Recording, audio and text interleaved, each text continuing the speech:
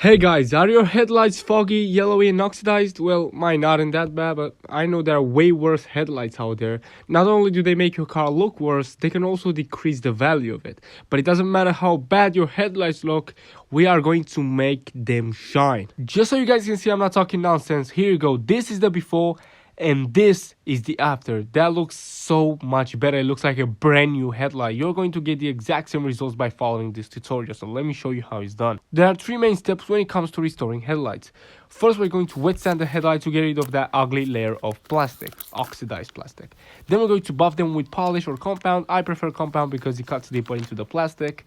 And then we're going to protect the headlight with a nice coat of clear coat, and also we are going to seal the clear coat with wax. So it's pretty simple. Let's get straight into it. I'm so excited. Now the first step depends on how bad your headlights are. Because mine aren't that bad, I'll start off with the 1000 grit sandpaper and move up from there.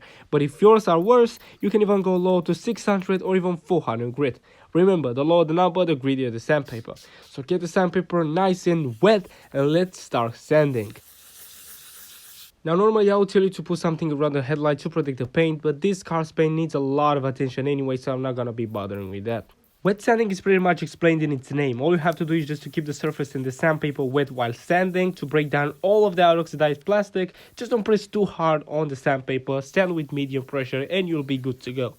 Now after you think you're done with the 1000 grit sandpaper, it's time to move up to the 1500. Dry the headlight nice and good with some paper towels, and after the headlight is completely dry, inspect it real good and make sure there's no oxidation left behind. And right here you can see I need to keep sanding. Now up to the 1500, get the headlight and sandpaper nice and wet and let's start sanding, but this time make sure you sand in horizontal motions to break down all of the scratches created by the 1000 grit. Now after we're done with the 1500, it's time to move on to the 2000 grit. And now make sure you sand in circular motions to break down all of the horizontal scratches created by the 1500. You can see all of that oxidized plastic just coming off as you're sanding. That's really good. It means we're doing something. And finally, let's finish off with the 3000 grit, and you can even go higher than that if you want, and the way to tell the headlight needs more sanding is by touching it. It should be really smooth. If you feel something catching your finger, sand that down until you get as smooth as well. You can see the headlight is just getting clearer and clearer as we're sanding. This is really good. It's all coming together.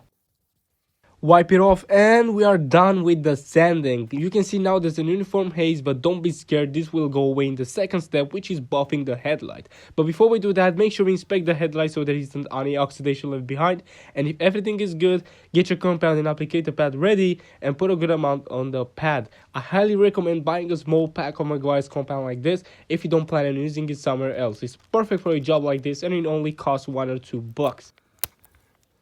Now you can use a power tool or you can use your hand. Personally, I'll use my hand because I want to show you guys that you don't need special tools to achieve great results. Polish in circular motions and make sure you get every single little inch of the headlight. If you feel like it, you can use my compound. Don't be afraid, you won't do nothing to the headlight. Get it as shiny as you can. This is one of the most important steps in restoring a headlight, polishing. Now if this is your first time polishing something, don't be afraid, just spread it evenly on the headlight and then just start rubbing with the applicator pad. If you don't have an applicator pad, yes, you can use a kitchen sponge. It might cause micro scratches, but I'm pretty sure the clear coat will fill those in, so there's absolutely nothing to worry about. So yes, a kitchen sponge will work just as good as this applicator pad that I'm using here in this video. It's a sponge in the end, so you'll get similar results.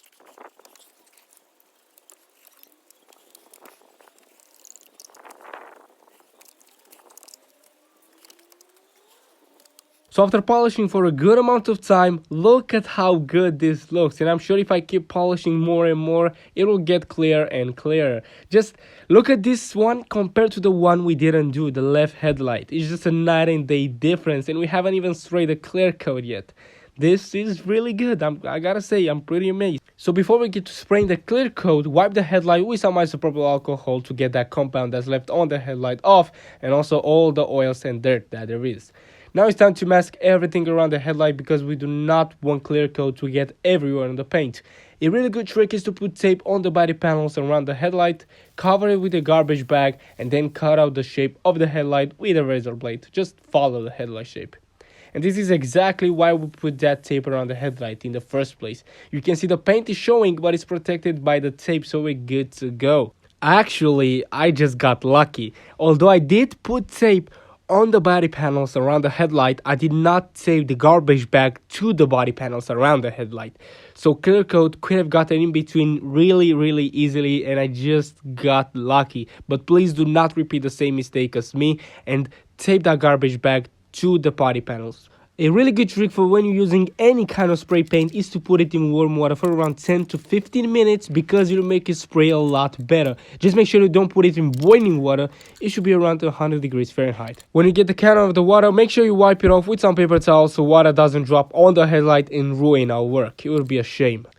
So wipe it off one last time with isopropyl alcohol, and it's time for the first coat of clear coat. With the first coat of clear coat, we want to cover the headlight, but don't spray it on too thick because that will cause the paint to run and it won't look good. Let it sit for 10 minutes, and it's time for the second coat. Let that sit for 10 minutes, and finally the third and final coat. Now, even if it looks bad, don't worry, in an hour or two it'll look so much better. Just let it cure, and I'll be back in an hour. So an hour later, look at how good they look. The clear coat settled, the haze is gone. They look really beautiful. Now let's do the same magic to the left headlight. Check this bad boy out. It looks brand new. All you need to get is the exact same results. It's just some sandpaper, polish, and a little bit of clear coat, all of which are just really inexpensive.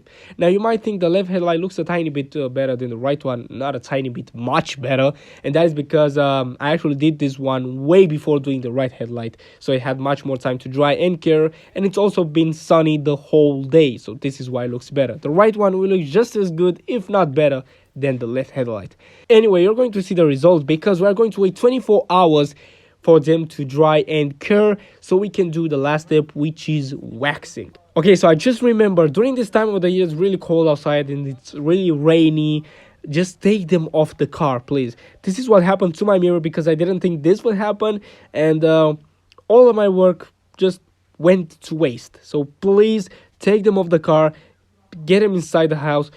Or if you have a heat gun, you can use that, or even a hair dryer would work, but I wouldn't trust it that much. So take them off the car, place them inside your house, and if you need to get somewhere in the morning, they will be dry by then, so you can put them on the car. Anyway, take them off during this time. Please take them off if you don't want them to peel and get white-ish, and you have to do this all over again. And 24 hours later, look at those headlights. They look brand new. This is so much better than just buying a pair of headlights. They'll cost you much more than what we just did. Now, this headlight has a little bit of condensation inside of it. It's not the black or peeling or anything. You guys can see it.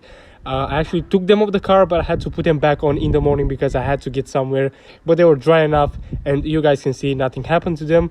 Now, it's finally time to apply our protectant, which is some liquid wax.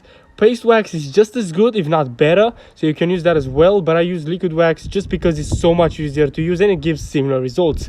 Spray it on the headlight, buff it in the headlight with a microfiber towel, and we are done. So there you go. Now you know how to restore your headlights at home with no special tools and with really inexpensive products. If you got any questions, leave them down below. I'll answer to as many as I can. That's all from me. Sam here. Peace.